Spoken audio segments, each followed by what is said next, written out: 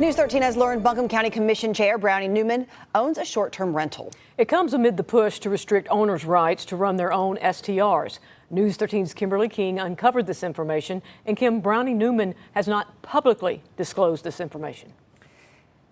Tammy, he hasn't. After 2 phone calls and emails in recent months asking him to talk about it, he finally confirmed by email that he does own a short-term rental at Lake Lure. It's raised ethical questions around a push to limit others' rights when you're making money on one yourself. Brownie Newman's Facebook page states he's led efforts for renewable energy and stood up for teachers. But in the past 2 years, Newman's top goal has been the county's affordable housing crisis. The need to expand affordable housing, these are needs with some real urgency around them. Hundreds of short-term owners are challenging restrictions Newman has been involved with discussing. I am not against STRs, he said in an email, which is why I support the proposed policy to grandfather existing STRs. With the way our tourism industry has grown and our housing supply has shrunk, I support the idea of limits on the conversion of housings into new STRs. It's hypocritical if our member of our county commission is benefiting from tourism.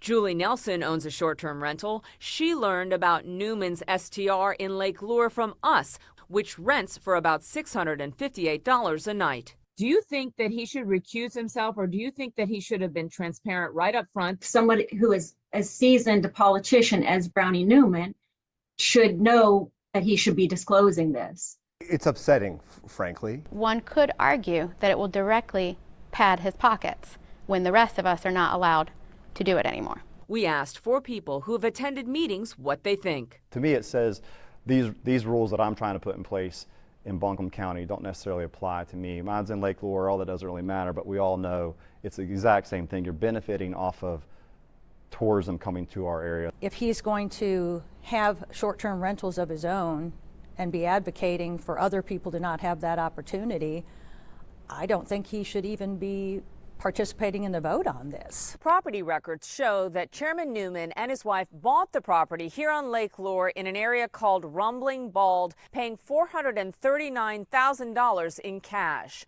In an email, Newman stated, "I rent it out when someone from our family is not staying there."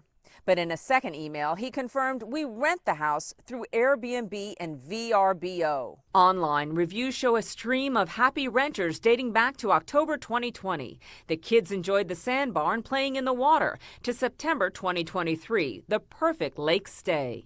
And so on the face of it, it might not appear to be a conflict of interest.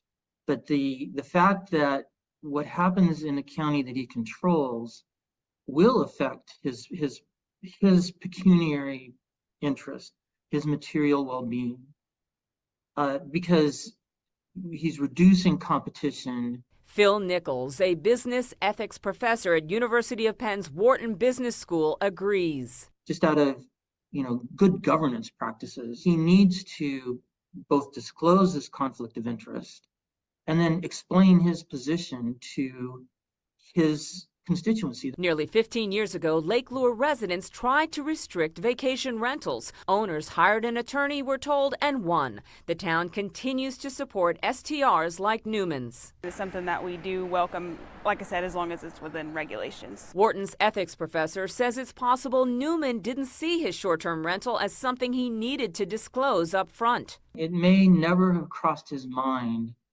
that what's going on in one county he needs to disclose to another county. Now that it's out, those fighting to maintain their own property rights say it's time. He should come clean with all of the, that he has it, what his stake in this issue actually is. I think that's what the people deserve, especially people that voted for him.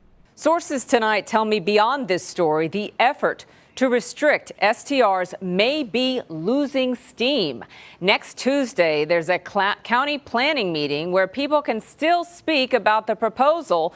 We could see news break on all of this, and we will be there.